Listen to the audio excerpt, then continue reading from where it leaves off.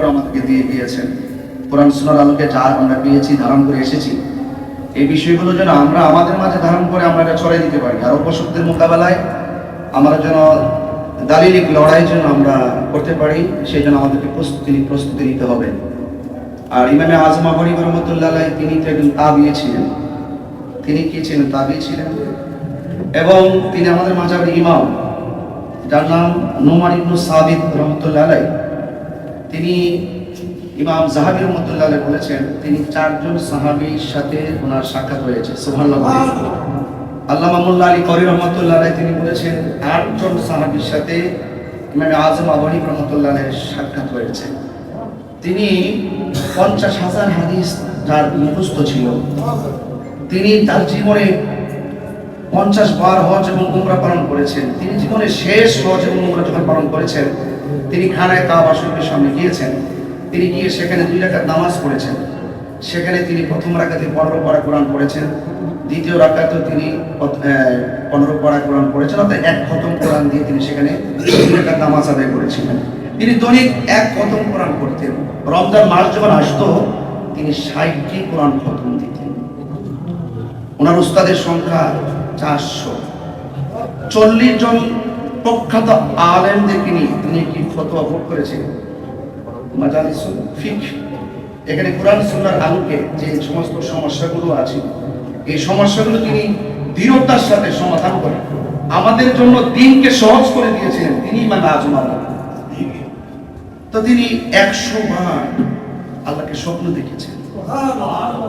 তো এই যে একজন সুমহান ব্যক্তির বিপরীতে যখন এই ঠুনকো মৌলবীগুলো কথা বলে, যার এত অভিজ্ঞতা, যিনি একজন মুজতাহিদ, যিনি একজন তাবী, যিনি মাযহাবের ইমাম, তো সেই ইমামে আজম আবু হানিফা রাহমাতুল্লাহ আলাইহির বিরুদ্ধে যখন কেউ অবস্থান করে, তখন আমাদের কিন্তু আর ঘরে বসে থাকার সময় নাই। যারা আমাদের বিপরীতে তারা কিন্তু মাযহাব মানে না। মাযহাব শুনলেই তাদের গায়ে আগুন ধরে। তারা উদ্ধৃতি দেয় কি যে ইমামে আজম আবু হানিফা রাহমাতুল্লাহ বলেছেন ইদা সাহহাল হাদিস ফাহুয়া মাযহাবি। যে ইমাম আজম আবু হানিফা রাহমাতুল্লাহ বলেছেন যখন হাদিস যখন সহিহ হবে, সেই হাদিসটাই হলো আমার মাযহাব।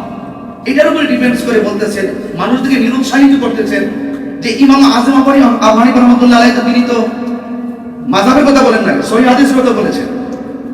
তো এই সমস্ত বিষয়াদিগুলো কিভাবে আমরা ফেস করব, কিভাবে মোকাবেলা করব?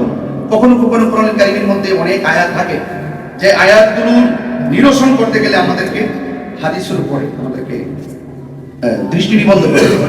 সেই হাদিসের আলোকে কিন্তু ইমামগণ আমাদেরকে দিন পূজাটাকে সহজ করে দিয়েছেন। মাযহাব কঠিন কিছু না, মাযহাব হলো দিন সহজতার একটি পদ্ধতি, মাযহাব পথ, তাকলিদ অনুসরণ। তো সেই জন্য এই বিষয়গুলোকে আমরা যেন অত্যন্ত গুরুত্বের সাথে যেন দেখি। আমি ওই দিনও চিটগাং একটা মাহফিল বলেছেন, এখানে আমাদের আক্তারের মহোদয় এসেছেন। আমি বলেছিলাম যে আমাদের মিডিয়া যারা আছেন, মিডিয়াগুলো যেন অন্তত আকাবেরদের কাছে যান, আমরা যেন আকাবেরদের কাছে গিয়ে যেন আমরা যেন বলি যে বিষয়ভিত্তিক এই বিষয়গুলো নিয়ে আলোচনা করার জন্য, আমরা যেন এই আলোচনাগুলো যেন ছড়াই দিতে পারি।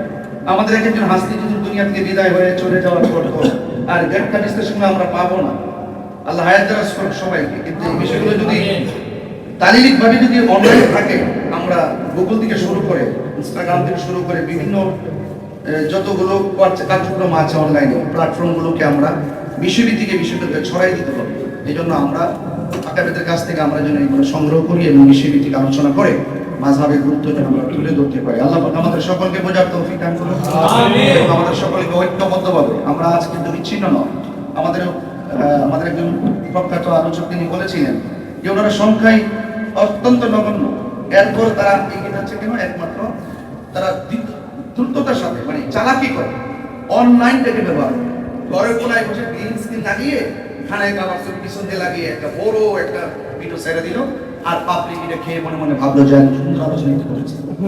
এজন্য মাঠে তাদের অবস্থান নাই। আমরা মাঠে মানুষও বেশি, লোকও বেশি, প্রতিবাদের সংকটের ধ্বংসকে আমরা মাঠে কাজ করি।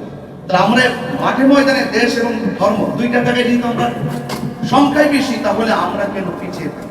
সেই জন্য আমাদেরকে এখন বিভিন্ন ইস্যুতে রাজপথে কথা বলতে হবে। বিভিন্ন অপবাদের বিপরীতে আমাদেরকে সঠিকভাবে আমাদের দলিলগুলো অনলাইনে তুলে ধরতে হবে, সেই আশাবাদ ব্যক্ত রেখে আমার অগোচর আলোচনা এখানে শেষ করছি। আসসালামু আলাইকুম ওয়া রাহমাতুল্লাহি ওয়া বারাকাতুহু।